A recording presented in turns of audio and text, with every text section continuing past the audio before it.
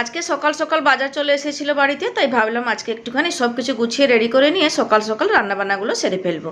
তো বাজার থেকে এনেছিল ট্যাংরা মাছ, চিংড়ি মাছ, লাল শাক। তো এগুলোই আজকে রান্নাবান্না করে নেবো। একটু টাটকা টাটকা রান্না করলে খেতেও বেশ ভালো লাগে। তো বাজার থেকে ট্যাংরা মাছটা কেটে নিয়ে এসেছিল। আমি শুধু খালি বাড়িতে অল্প একটুখানি নুন দিয়ে ভালো করে মাছটাকে রগড়ে রগড়ে ধুয়ে নিয়েছি। আর আজকে কালো ট্যাংরা মাছগুলো এনেছে। আর মাছের মধ্যে না মাছের পেটে ডিমও হয়ে গেছিলো, প্রত্যেকটা মাছের ডিম হয়ে গেছিলো।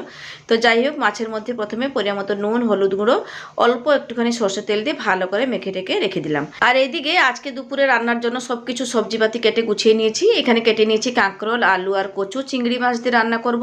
আর লাল শাকটাকে বেছে বুছে রেখেছি, এখন অবধি কিন্তু ধুইনি, পরে ধুয়ে নেব।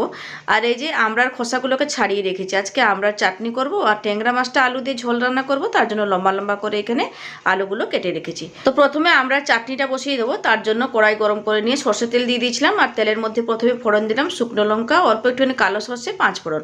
ফোড়নটাকে একটুখানি ভালো গন্ধ বেরোনো পর্যন্ত একটুখানি ভেজে নেওয়ার পরে দিয়ে দিয়েছিলাম ছাড়িয়ে রাখা আমড়াগুলো। তো এবারে আমড়ার মধ্যে পরিমাণ মতো নুন আর হলুদ গুঁড়োটা দিয়ে একটুখানি নাড়াচাড়া করে মিশিয়ে নেওয়ার পরে পরিমাণ মতো জল দিয়ে দিয়েছিলাম। জলটা দিয়ে ঢাকা দিয়ে আমড়াগুলোকে ভালো মতো করে সেদ্ধ করে নিয়েছিলাম। এবারে ওই 5 থেকে 10 মিনিট মতো একটুখানি মিডিয়ামে রেখে রান্না করে নেওয়ার পরে নামানোর আগে দিয়ে দিয়েছিলাম পরিমাণ মতো চিনি দিয়ে ভালো করে মিশিয়ে নিয়ে একটুখানি ফুটিয়ে নিয়ে তারপরে ঢেলে নিয়েছিলাম। তো এখানে দেখুন আমড়ার চাটনি বা আমড়ার টক রান্না হয়ে গেছে। তো এবারে রান্না করব কাঁকরোলের তরকারিটা। তো প্রথমে কি করলাম, ওই কড়াইটা ভালো করে ধুয়ে নিয়ে সরষের তেল দিয়ে দিয়েছিলাম পরিমাণ মতো। আর তেলটা গরম হয়ে যাওয়ার পরে দিয়ে দিয়েছিলাম কেটে রাখা সবজিগুলো। সবজির মধ্যে কাঁকরোল আর আলু, কচু আছে।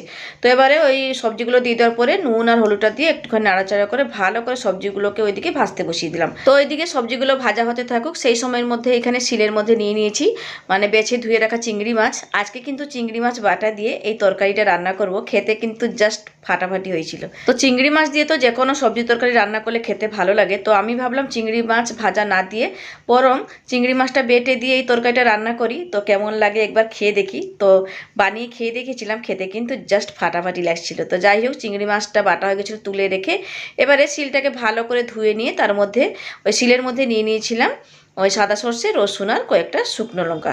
বেশ কিছুটা পরিমাণে শুকনো লঙ্কা দিয়েছি, একটু ঝাল করে বানাবো, খেতে যেন বেশ ভালো লাগে। মশলার মধ্যে আমি এই সর্ষে বাটাটাই দেবো। তো যাই হোক, সর্ষেটাকে এখানে পুরো প্লেন করে বেটে নিয়েছি, এবার তুলে রেখে দেবো। আর অন্যদিকে কিন্তু ওই সবজিগুলো ভাজা হয়ে গেছে। দেখুন এবারে তেল থেকে তুলে আমি বাটির মধ্যে রেখে দেবো। আর এইখানে কিন্তু সমস্ত সবজিগুলো হাফ সেদ্ধ হয়ে গেছে। তো একটুখানি ঢাকা দিয়ে কিন্তু সবজিগুলোকে ভেজে নিচ্ছিলাম, যাতে কচু, আলু আর কাঁকরোলটা মোটামুটি সেদ্ধ হয়ে যায়, তাহলে রান্না করতে বেশি সময় লাগবে না। তো যাই হোক, তেল থেকে সমস্ত ভেজে রাখা সবজিগুলো তুলে নিয়ে তারপরে ওই তেলের মধ্যে দিয়ে দিলাম পেঁয়াজ কুচি। তো পেঁয়াজটাকে এবার একটুখানি লাল করে ভেজে নেব।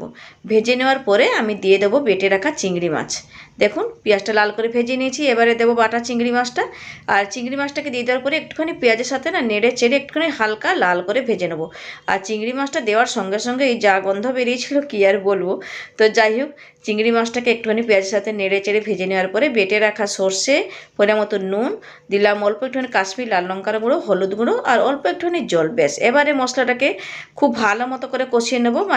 তেল ছাড়া অবধি একটুখানি ভালো করে কষিয়ে নিলেই হবে। এই যে দেখুন খুব সুন্দরভাবে কিন্তু কষানো হয়ে গেছে। এবারে দিয়ে দেবো ভেজে রাখা সবজিগুলো। তো ভাজা সবজিগুলো দিয়ে দেওয়ার পরে তারপরে এবারে কিছুক্ষণের জন্য মশলার সাথে ভালো করে কষিয়ে নেব। ওই তেল ছাড়া অবধি একটুখানি কষিয়ে নিলেই হয়ে যাবে। আর এই দিয়ে কিন্তু সবজিগুলো তো হাফ সেদ্ধ হয়ে আছে, বেশিক্ষণ না কষলেও চলবে।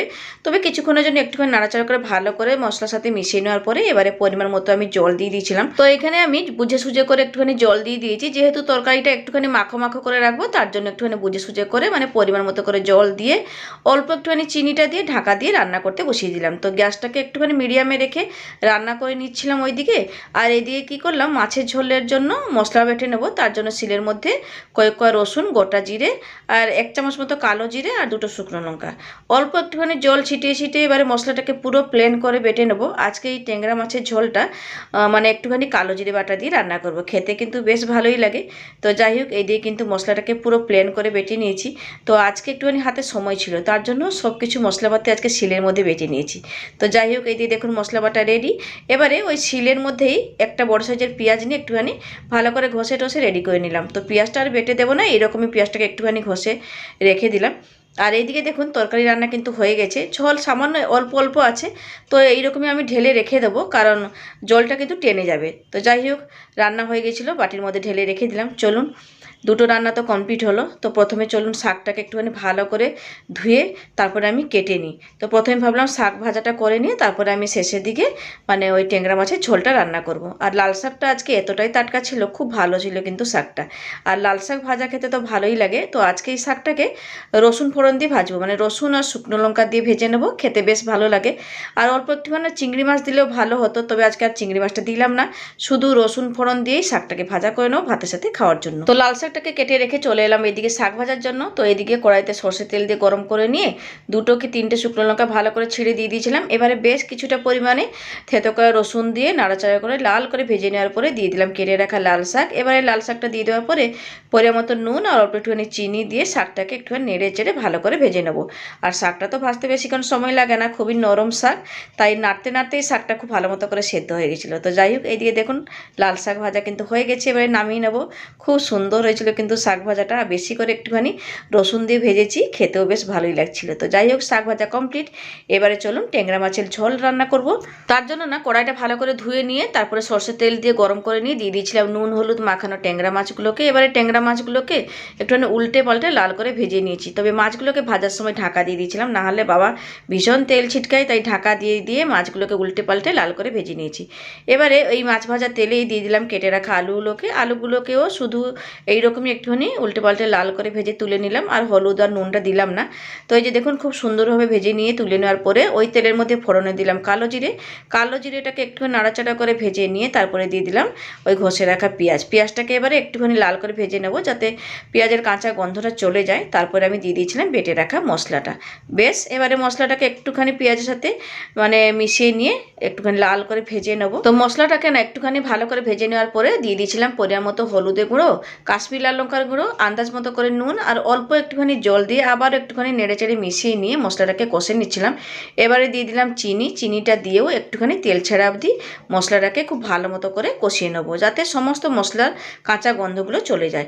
তো যাই হোক, মশলাটাকে খুব সুন্দরভাবে কষে নেওয়ার পরে দিয়ে দিয়েছিলাম ভেজে রাখা আলুটাকেও মশলার সাথে একটুখানি কষিয়ে নিয়ে তারপরে আমি দিয়ে দিয়েছিলাম পরিমাণ মতো জল। বেশ, জলটা দিয়ে একটুখানি নাড়াচাড়া করে মিশিয়ে নিয়ে তো ঢাকা দিয়ে একটুখানি রান্না করে নিয়েছিলাম। দেখুন ঝোলটা খুব সুন্দরভাবে ফুটে উঠেছে আর আলুগুলো সেদ্ধ হয়ে গেছে। এবারে নামানোর আগে ভাজা মাছগুলোকে দিয়ে উল্টে পাল্টে একটুখানি মিশিয়ে নিলাম। বেশ, এখানে কিন্তু কালো জিরে বাটা দিয়ে ট্যাংরা মাছের পুরো পাতলা করে ঝোল রান্না হয়ে গেছে। একটু অল্প ঝোল রেখেছি, যেহেতু 3 জন খাবো তাই অল্প ঝোল করলাম। যাই হোক, সব কিছু রান্নাবান্না শেষ হয়ে গেছে, এবারে কিন্তু খেতে পারবো। তার জন্য চলুন ভাতের থালাও বেড়ে রেডি করে নিয়েছি। প্রথমে নিয়ে নিলাম লাল শাক ভাজা, তো এবারে নিয়ে নিচ্ছি চিংড়ি মাছ বাটা দিয়ে আলু কাঁকরোল কচুর তরকারি। এটা কিন্তু খেতে বেশ ভালোই হয়েছিল। তো এবারে আমি নিয়ে নেব ট্যাংরা মাছের ঝোল। আজকে এই যে কালো জিরে বাটা দিয়ে ওই কালো ট্যাংরা মাছের ঝোল রান্না করেছিলাম, এটাও কিন্তু খেতে বেশ ভালোই হয়েছিল। তো 3 পিস মতো দিলাম, যেহেতু 3 জন খাবো তাই 3টে ভাজা মাছ দিয়ে মানে এই মাছের ঝোলটা রান্না করে নিয়েছিলাম। বাদ বাকি মাছগুলো আমি রেখেই দিয়েছি, পরে রান্না করে নেবো। আর শেষে নিয়ে নিলাম আমড়ার চাটনি আর নেব এক টুকরো আম। ব্যাস, এবারে জমিয়ে দুপুরবেলাটা খাওয়া দাওয়া সারবো। চলুন আজকের মতো থাকলাম। ভিডিওটা কেমন লাগলো অবশ্যই কিন্তু কমেন্টস করে জানাবেন।